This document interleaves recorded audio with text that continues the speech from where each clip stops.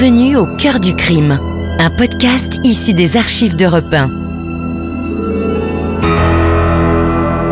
Savez-vous que plus d'un tiers des crimes et délits commis en France sont traités par la gendarmerie nationale? Je m'appelle Yann Kermadec. Je suis commandant de gendarmerie.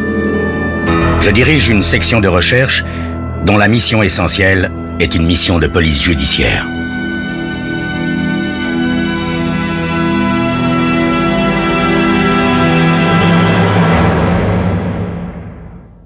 L'histoire que je vais vous raconter est une histoire vraie. Tous les faits sont réels et se sont déroulés en France. Seuls les noms des personnes et des lieux ont été changés.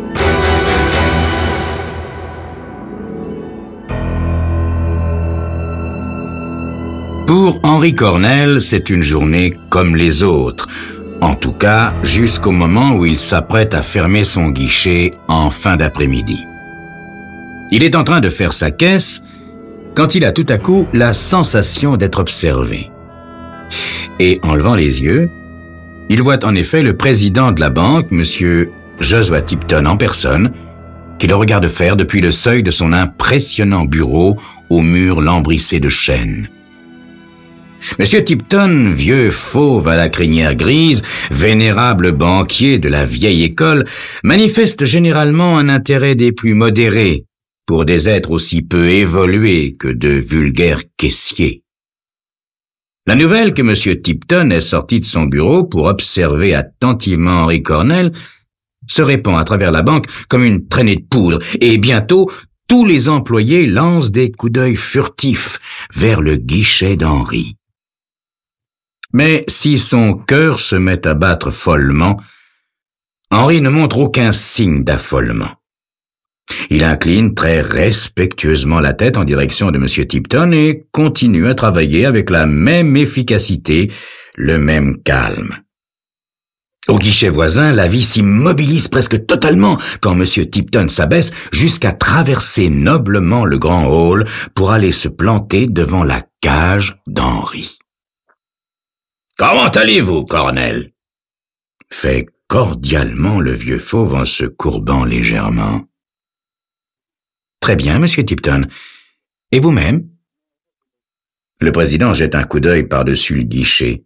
« Un grand nombre de nos clients semblent avoir une préférence pour vous, Cornel.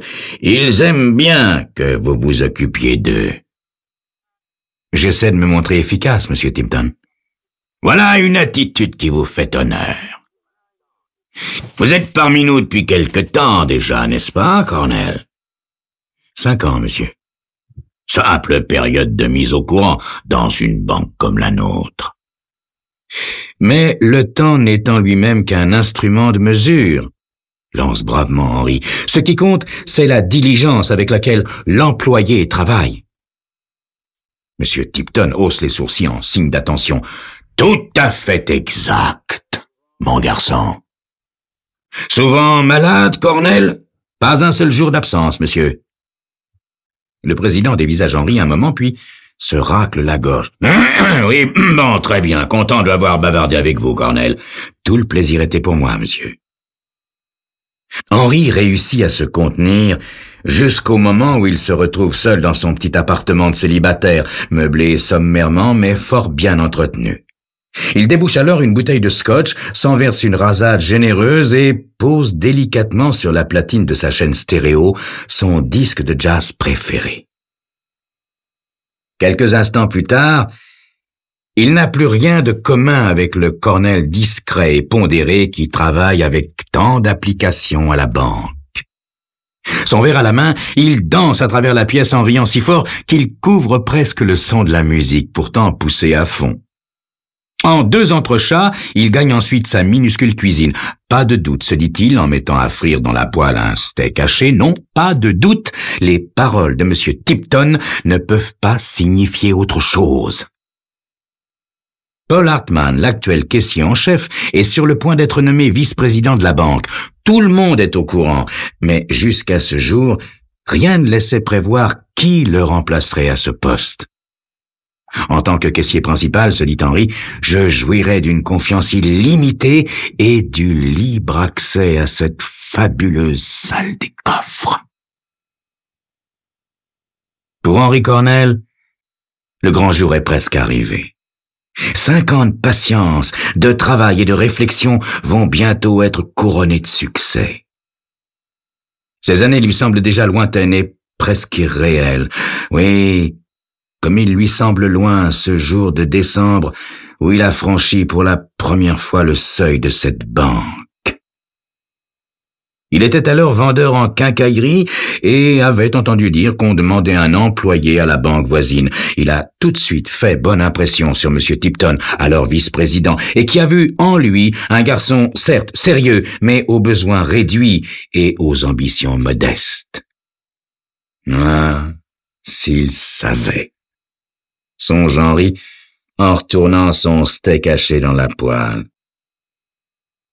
Non, ses ambitions sont beaucoup plus concrètes et visent 4 symboles bien spécifiques de la réussite. Posséder une demeure imposante, être membre d'un country club très fermé, rouler dans une grosse voiture très chère et épouser une femme un peu guindée avec un bel arbre généalogique, même si elle n'est pas très séduisante. Ce n'est pas par goût qu'il place la femme en dernier, non, c'est simplement parce qu'il est réaliste et accepte l'ordre naturel des choses. Hélas, la réalisation de ses désirs se trouve subordonnée à la possession d'une chose infiniment banale. L'argent. L'argent, toujours l'argent, car il lui en faudrait beaucoup pour partir très loin, changer de nom, commencer une vie nouvelle. Il a vite compris que ce n'était pas son emploi à la banque qui serait l'instrument de son ambition. Pourtant, il a changé d'avis le jour où il a vu Paul Hartmann descendre à la salle des coffres, là où s'entassent d'immenses fortunes.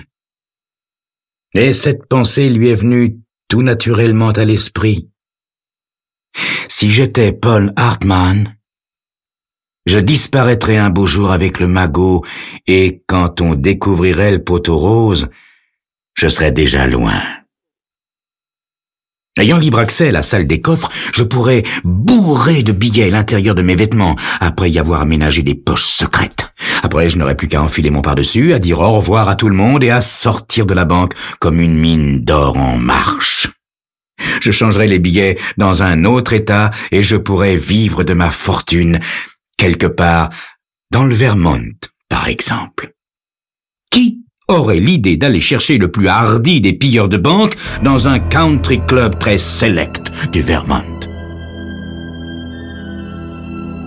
C'est un nuage de fumée âcre et noire qui fait émerger Henri de son rêve doré. Et en plus, on frappe à la porte au même moment. Il empoigne la poêle, se brûle les doigts, attrape un torchon au vol et dépose le tout dans l'évier. Puis, tout en soufflant sur ses doigts, il se hâte d'aller ouvrir. Oui, c'est vrai, ça, le moment est mal choisi pour une visite. Mais attendez quelques instants pour savoir qui est derrière la porte.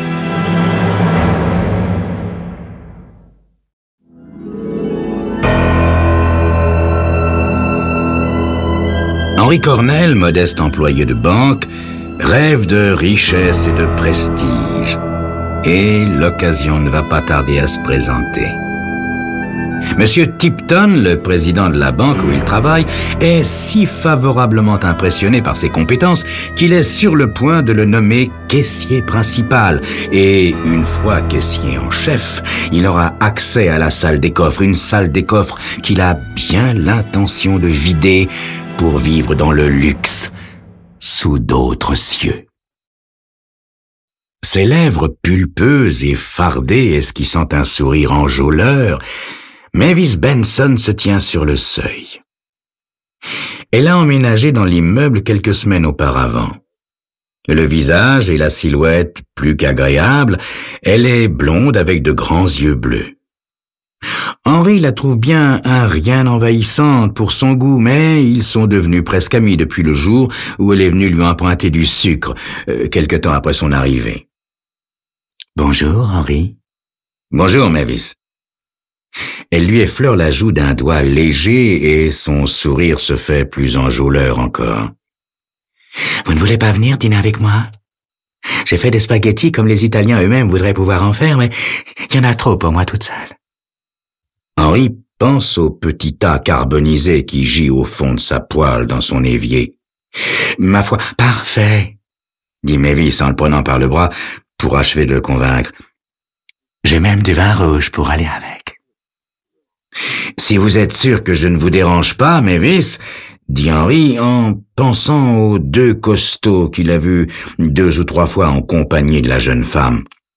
« Vous êtes le seul homme bien que je connaisse, » déclare Mavis en l'entraînant déjà dehors. Une fois dans son appartement, Mavis, tout en servant Henri, s'enquiert gentiment. « Alors, comment ça marche à la banque, Henri? »« Très bien, très bien, oui. »« Eh ben, attends. On va vous donner de l'avancement, peut-être? »« Je crois bien, oui. Je suis même sûr qu'on va me nommer caissier principal. Ça fait longtemps que j'attends. 5 ans. Mais je suis sûr d'être bientôt récompensé. »« Ah, mais c'est merveilleux, Henri. »« Ouais, c'est assez merveilleux, oui. » Il pousse un soupir de bonheur, puis raconte sa journée à Mavis.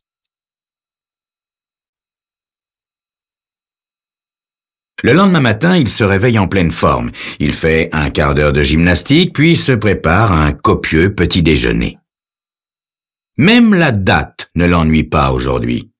Le 1er du mois, jour où il faut honorer ces innombrables chèques représentant la paye du personnel des usines de textiles et de produits alimentaires de la région. Comme d'habitude, Henri arrive en avance à la banque. Les stores sont encore baissés sur les 2 battants de la porte d'entrée, mais il sait que Paul Hartmann est déjà là. Il entre à son tour, mais s'immobilise brusquement, en sentant qu'on lui applique contre le dos un objet dur et rond. « C'est un revolver, l'ami !» fait une voix derrière lui. Le regard d'Henri fait rapidement le tour de la banque. Jenkins, le veilleur de nuit, une bosse sur le front et délesté de son arme, est affalé près d'un canapé en cuir sur lequel Paul Hartmann commence à reprendre ses esprits. Aligné contre le mur d'en face, un petit groupe d'employés est tenu en respect par un grand costaud, revolver au poing, vêtu d'une salopette et le visage recouvert par un masque de singe.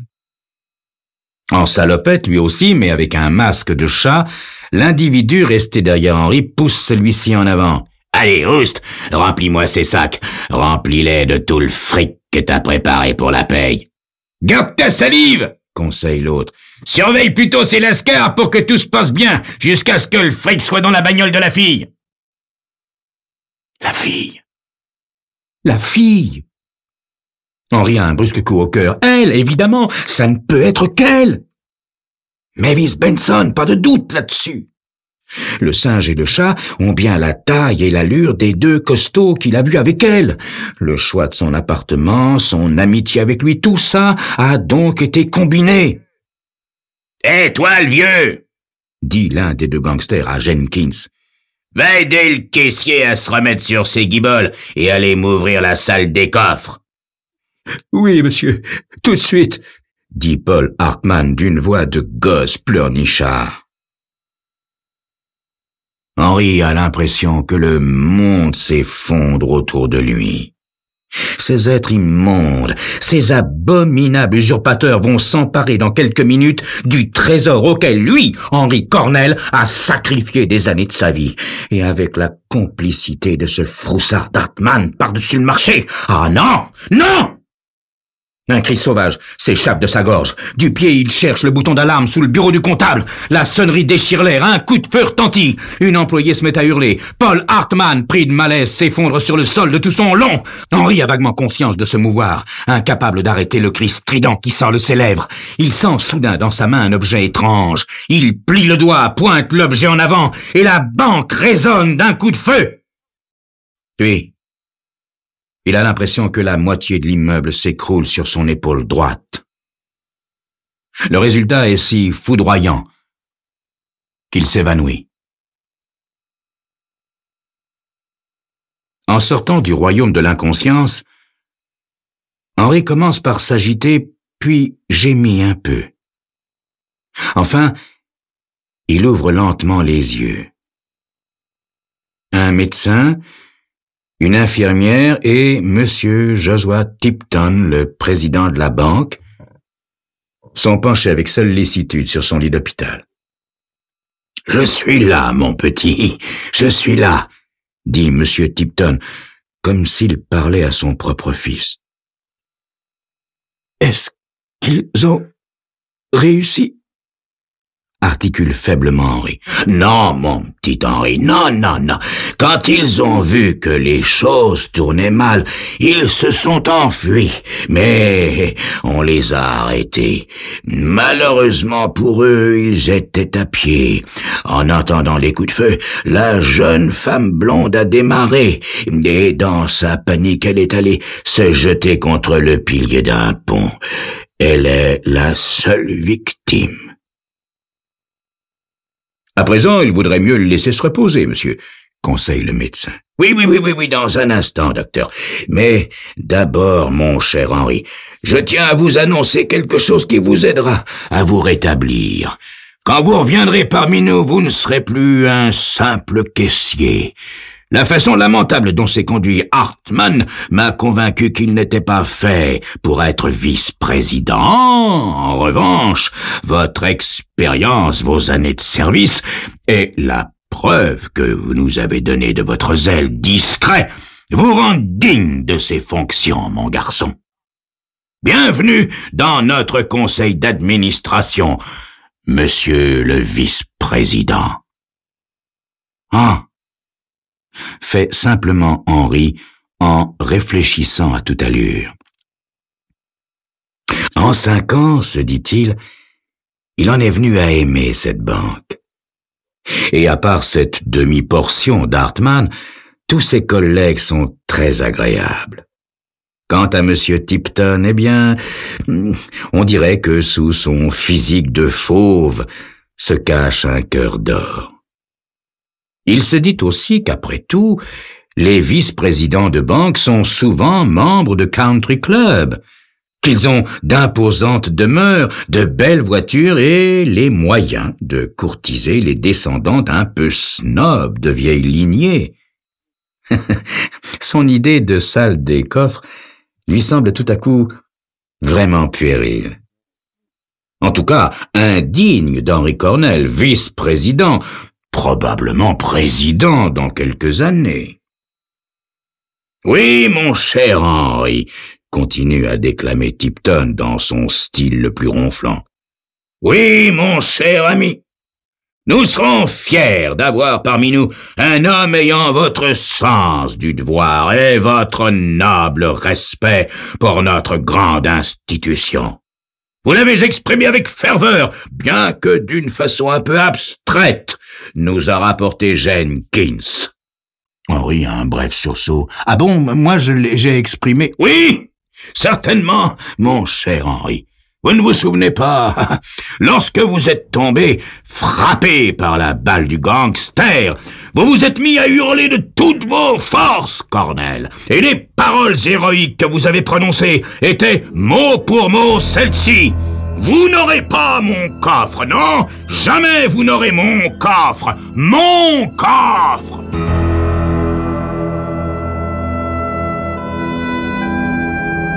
Vous venez d'écouter Au cœur du crime, un podcast issu des archives d'Europe 1. Réalisation, Julien Tarot. Production, Romy Azoulay. Patrimoine sonore, Sylvaine Denis, Laetitia Casanova et Antoine Reclus. Promotion, Marie Corpet. Au cœur du crime est disponible sur le site et l'appli Europe 1. Écoutez aussi l'épisode suivant en vous abonnant gratuitement sur votre plateforme d'écoute.